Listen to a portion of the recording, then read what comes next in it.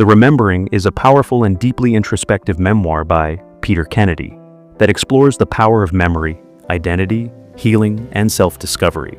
Through poetic storytelling and vivid recollections, Kennedy invites readers into his inner world, a journey through childhood memories, emotional upheavals, painful relationships, and ultimately, personal transformation. It's not just a recollection of events, but a reflection on how remembering our past can shape and heal our present. Part 1. Childhood, the foundation of the self. The book opens with the author's early childhood, full of ordinary yet deeply emotional memories. Growing up in a working-class family, Peter experiences the warmth of grandparents, the chaos of siblings, and the sometimes overbearing expectations of parents. Themes: innocence, curiosity, the beginning of self-doubt. A pivotal memory is his first school recital. Despite being terrified, Peter performs and hears applause. That brief validation becomes etched in his psyche. It becomes his first taste of self-worth. The early chapters emphasize how even tiny incidents from childhood can carry emotional weight that lingers for decades. Part 2. Adolescence, the search for belonging. Teenage years in Peter's story are portrayed as turbulent. He struggles with identity, social acceptance, and emotional chaos. School experiences. He faces bullying, peer pressure, and a constant internal voice asking, "Am I enough?" He writes in a secret journal, his way of processing the noise around him. There's a heartfelt chapter on his first crush, a relationship filled with naive love and eventual heartbreak. This event, though small in the grand scheme, triggers deep emotional wounds. This part of the book reveals how memory becomes distorted over time, but its emotional residue stays intact. Part 3. Young adulthood, love, loss, and reflection. College becomes a stage of experimentation and introspection.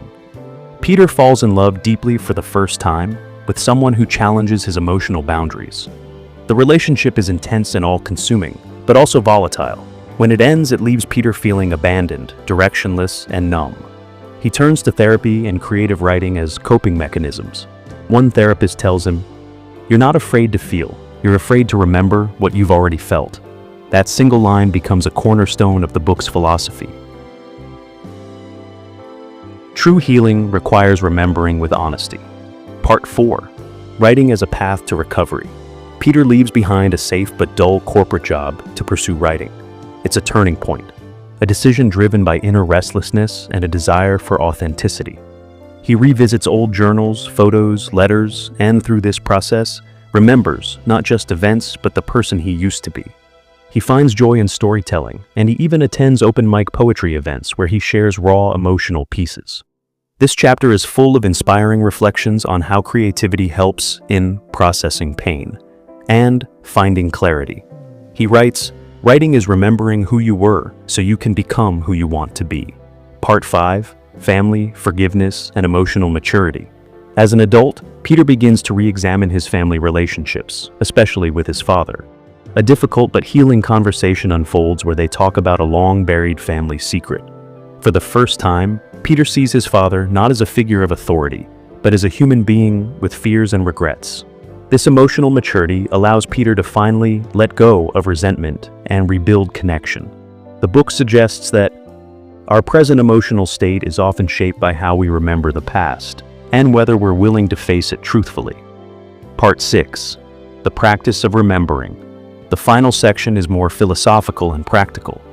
Peter shares simple rituals he now follows: journaling, daily gratitude reflections, morning walks where he revisits memories. He also hosts memory circles with friends, where they sit and talk about a specific period in life, creating collective healing. The act of remembering isn't just nostalgic, it becomes a spiritual practice. Peter emphasizes, we don't remember just to relive, we remember to reclaim. Key takeaways. Your past isn't a prison, it's a mirror. Don't fear it, face it. Writing is powerful therapy. When you write your memories, you reclaim your voice. Relationships can be healed when you remember with empathy, not ego. Small rituals, like reading old letters or revisiting childhood places, can create deep emotional clarity. Your memory is your compass. Use it to find your way, not to stay lost in it. The remembering is not just about nostalgia. It's a meditation on memory, identity, and healing.